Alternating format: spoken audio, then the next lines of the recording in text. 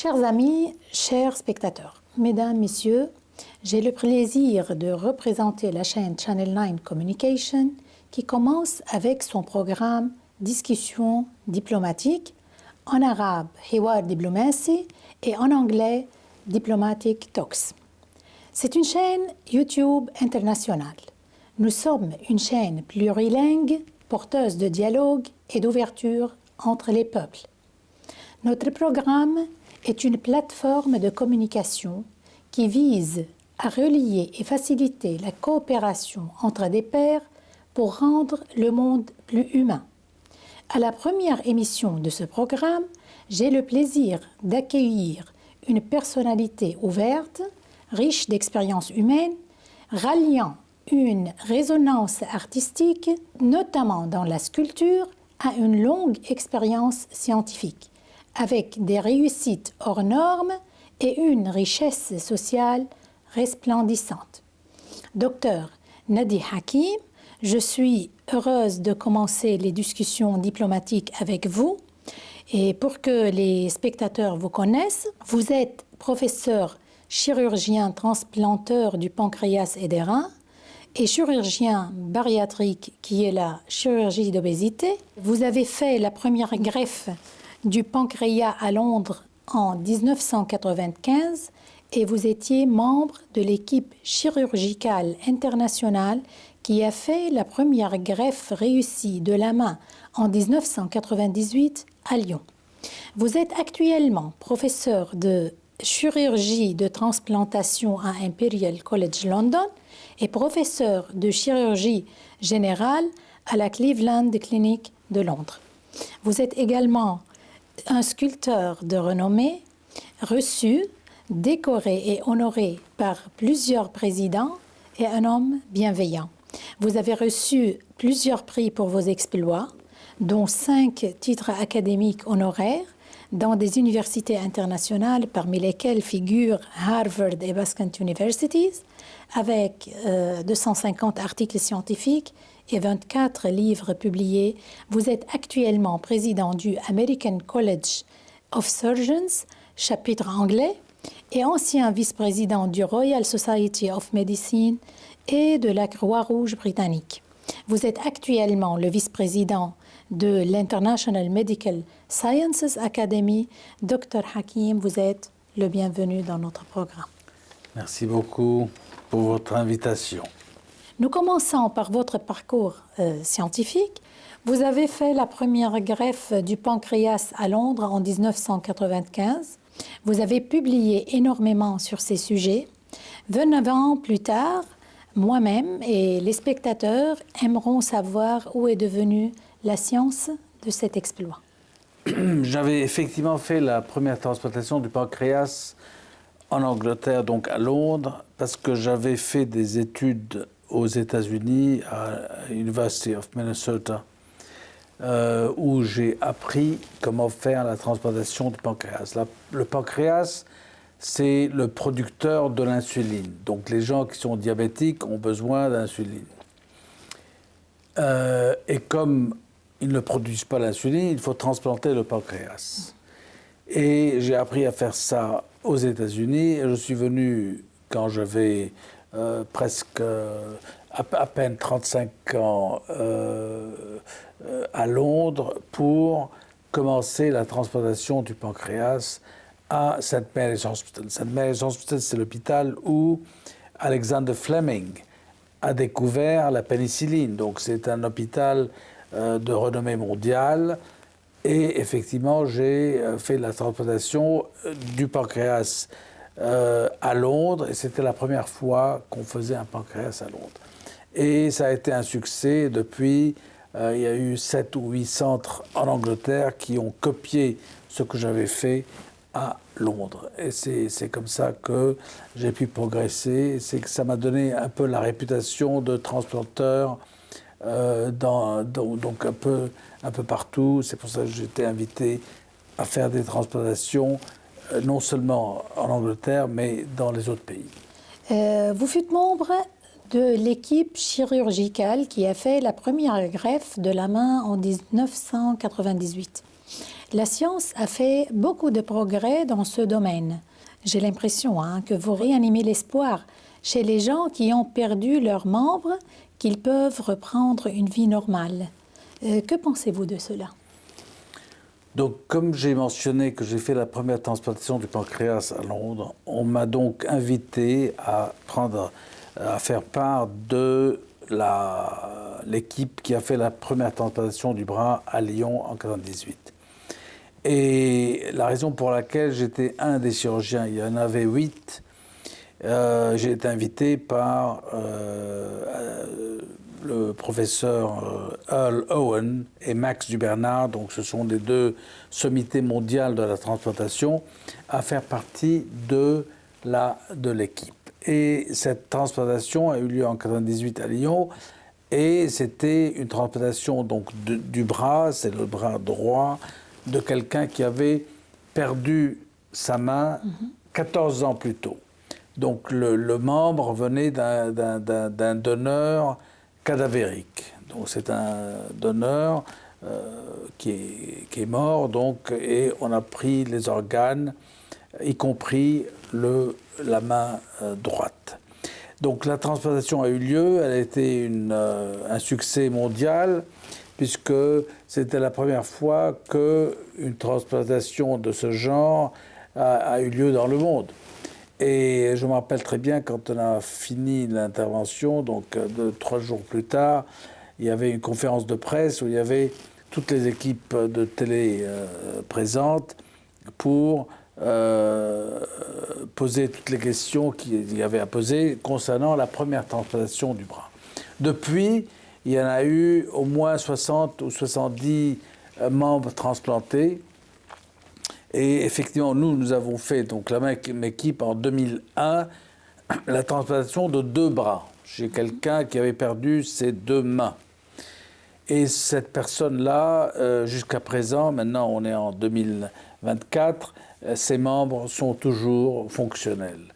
Donc c'est ce qu'on a pu réussir en 1998. La question que vous posez, c'est que 26 ans plus tard, les choses continuent à progresser dans ce domaine. Vous faites de la magie, à mon avis. Donc, vous avez suivi vos études de médecine en France, le pays qui vous a décoré de la Légion d'honneur. Cela fut en 2016 par le président Hollande. Nous aimerions savoir plus de détails. Et est-ce pour cela que vous avez choisi de faire cette interview en français?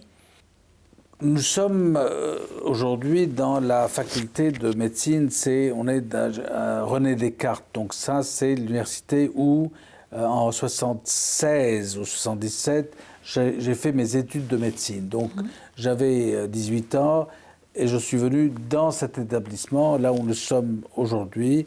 Et j'ai fait mes études de médecine et je reconnais l'hospitalité des Français qui est effectivement incroyable. Et il faut toujours remercier les Français pour leur hospitalité. Moi, je suis de naissance britannique, je ne suis pas français, mais je me considère quand même aussi français que britannique, et aussi français que britannique et que libanais.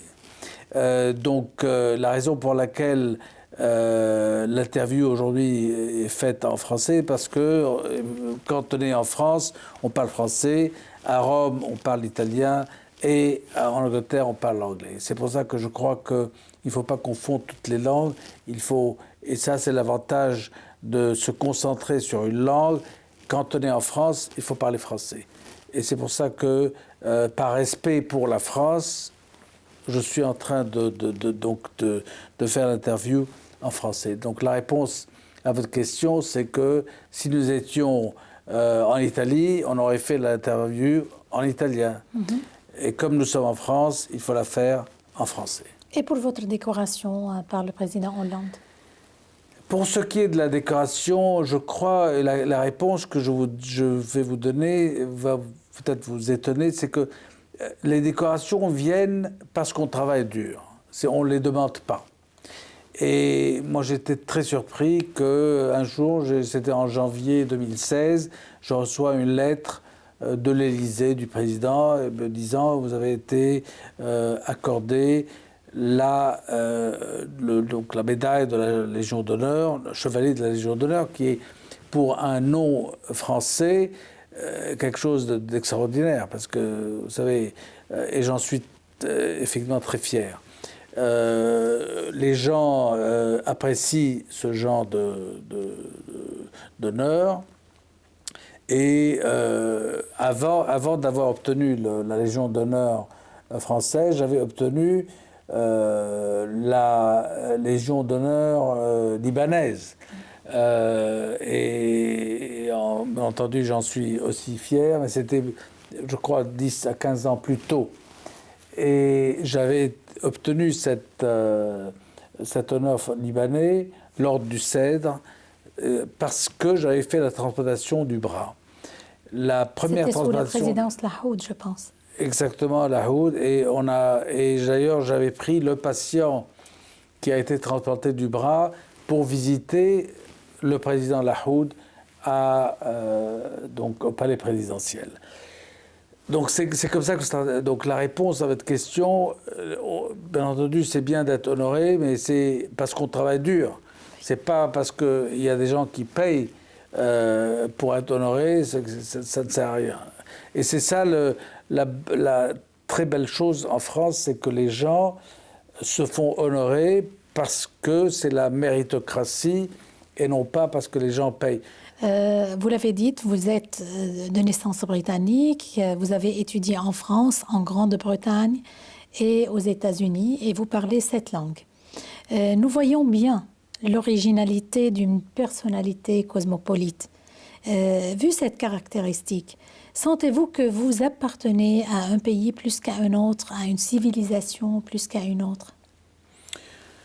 La réponse à votre question, c'est que je me sens chez moi partout. Donc, je me sens chez moi, nous sommes en France, je me sens, c'est pas parce qu'on n'a pas la nationalité française qu'on n'est pas français. Je me sens plus français peut-être que les Français quand je suis en France.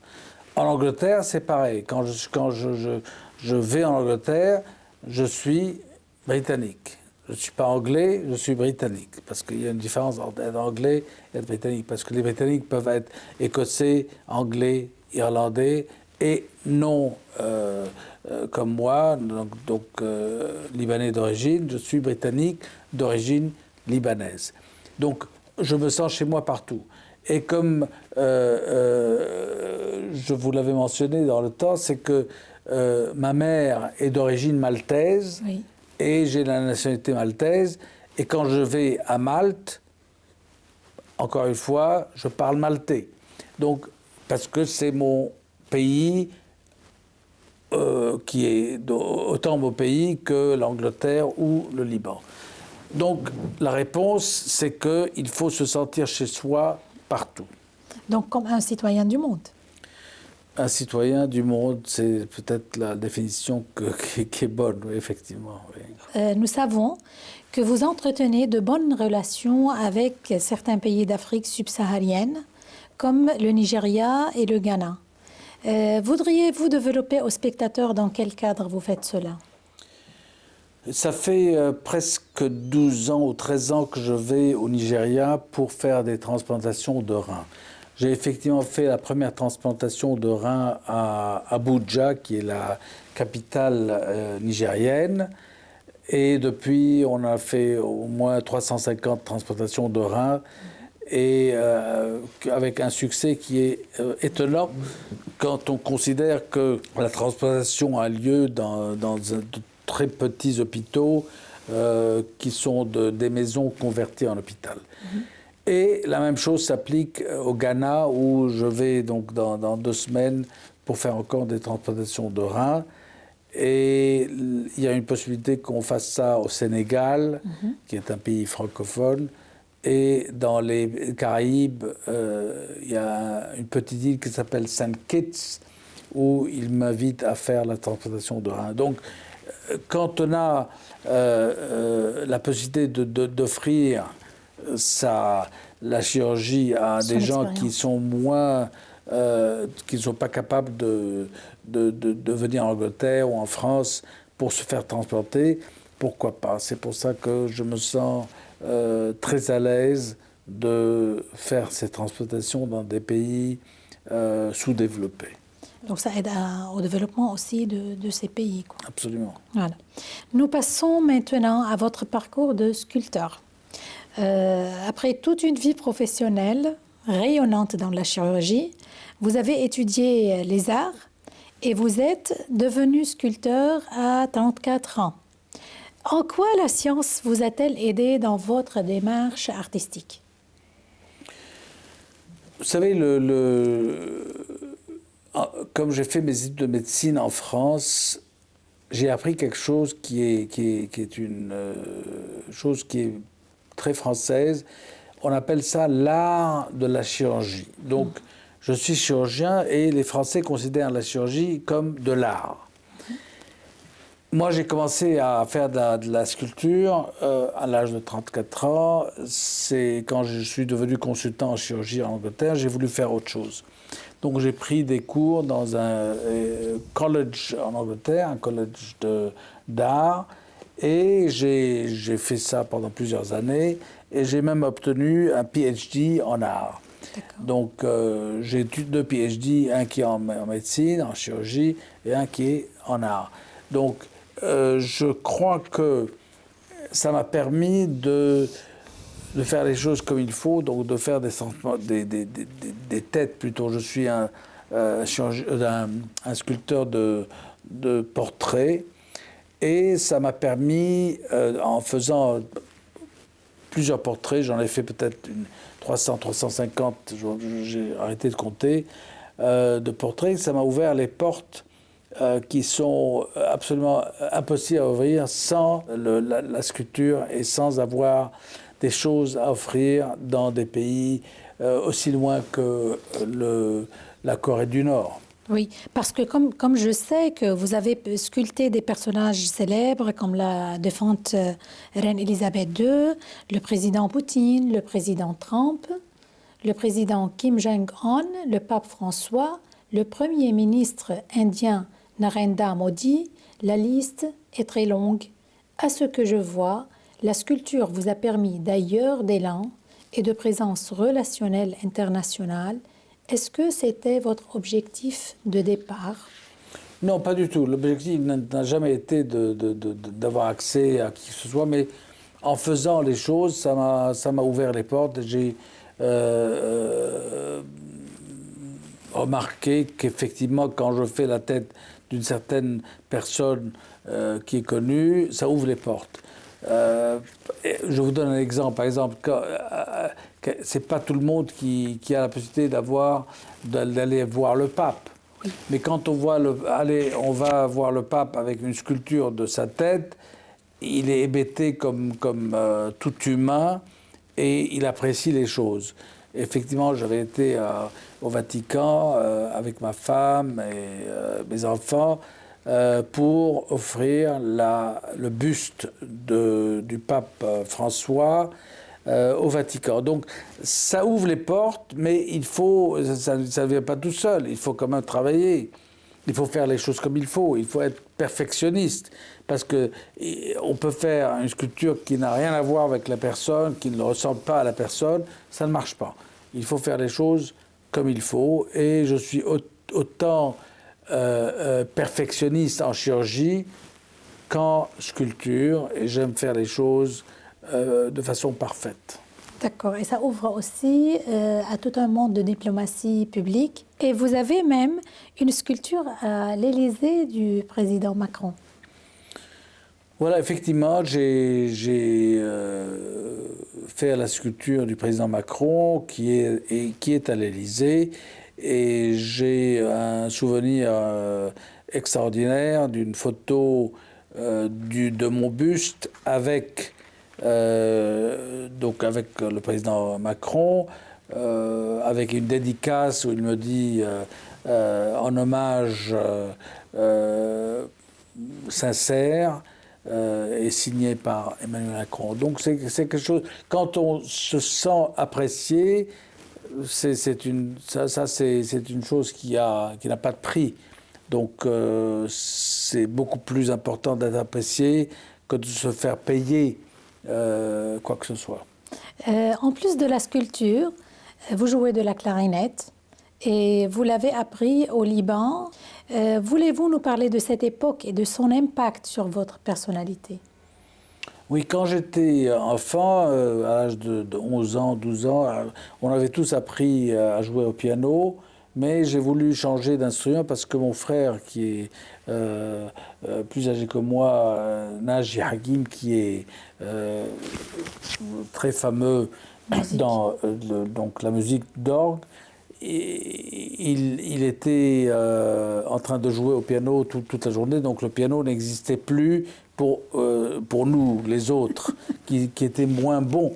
On n'était pas bons comme lui. Et donc j'ai voulu apprendre un autre instrument.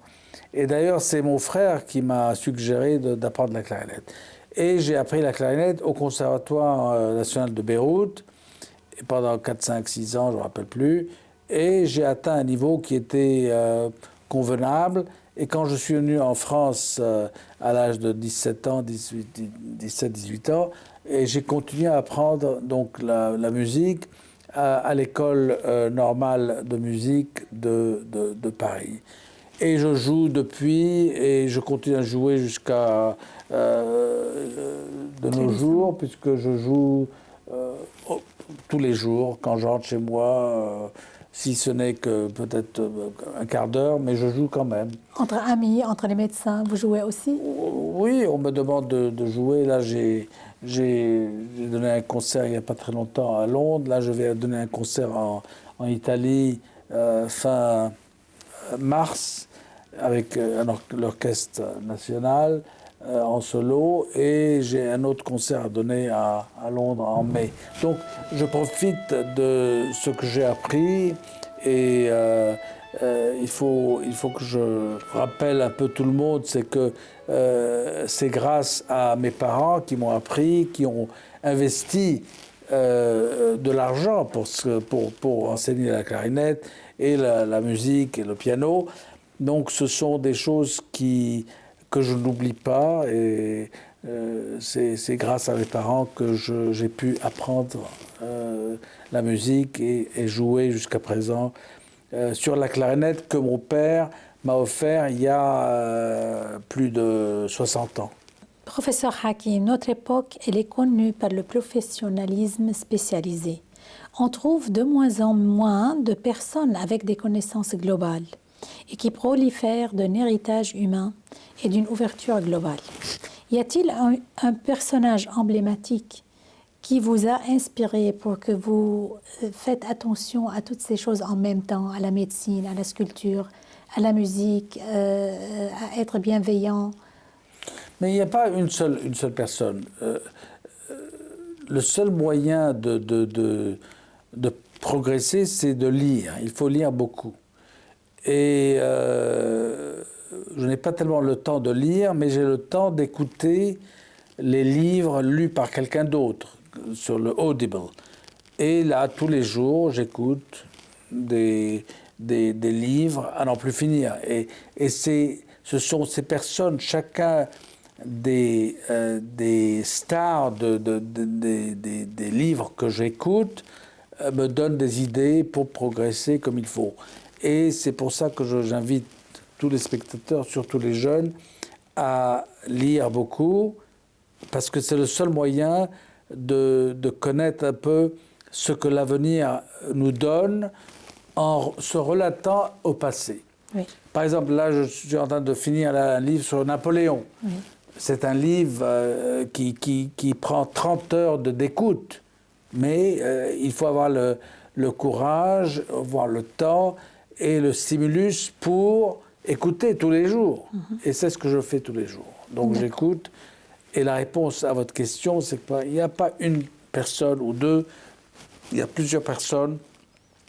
Et ça s'applique à tout. Quand j'ai appris la chirurgie, je n'ai pas appris la chirurgie avec un seul professeur, j'ai appris la chirurgie avec 20 professeurs, parce que chacun m'a appris quelque chose. D'accord. En une phrase, que signifie pour vous la musique? Je crois que la musique, c'est la langue universelle. En une phrase aussi, que signifie pour vous la sculpture? La sculpture, c'est encore une fois, je trouve, d'abord c'est un plaisir de faire la sculpture et je produis un peu de rien, puisque je travaille sur l'argile. Je commence par une petite boule d'argile et je rajoute donc de l'argile jusqu'à ce que cette tête apparaît devant moi et qui s'exprime comme si elle était là. Donc, ce que j'entends par la sculpture, on est en train de produire de l'art qui nous parle. En une phrase aussi, que signifie pour vous la science? Bon, sans science, rien ne marche. Là, on est entouré de tout. La caméra que vous avez devant vous, les chaises, ça, c'est tout c'est de la science. Sans la science, rien n'est produit. En une phrase aussi, qu'est-ce que signifie pour vous le Liban? Le Liban, c'est un pays formidable, avec des gens formidables qui ont pu émigrer un peu partout dans le monde, puisque dans tous les continents, nous avons des Libanais qui ont réussi leur vie. Ce qui est malheureux au Liban aujourd'hui avec la guerre un peu dans la région, c'est que les gens n'ont pas la possibilité de progresser comme il faut, et ce qui est malheureux. Moi, je dois beaucoup au Liban parce que la raison pour laquelle nous, les Libanais, on parle plusieurs langues, c'est qu'on a appris au moins 3 langues pour commencer, puisqu'on parle l'arabe, l'anglais et le français. C'est grâce au Liban que j'ai pu apprendre cette fonctionnalité qui n'existe pas ailleurs. Donc il y a beaucoup de bonnes choses au Liban, il faut en profiter et il faut encourager les gens à continuer à étudier, comme moi j'ai eu la chance d'étudier chez les frères du Sacré-Cœur, comme d'ailleurs mes frères qui étaient au Sacré-Cœur et ma sœur était à l'école de Nazareth. Professeur Nadi Hakim, merci de nous avoir partagé votre expérience. Avec vous, nous avons découvert l'universalité et l'humanisme de la science qui ouvre la voie à une diplomatie économique scientifique. On a découvert aussi le potentiel diplomatique de l'art. Vous étiez le bienvenu. Non, là, ça m'a fait grand plaisir, Camilia, de faire votre connaissance pour la première fois aujourd'hui. Et je vous souhaite une très belle réussite avec ce programme qui est sans doute... vous allez avoir beaucoup d'invités de renommée dans les mois qui suivent. Merci encore. Chers spectateurs, merci pour votre attention. Nous vous retrouvons la semaine prochaine avec un hôte aussi spécial que Dr Hakim. À bientôt avec une autre discussion diplomatique.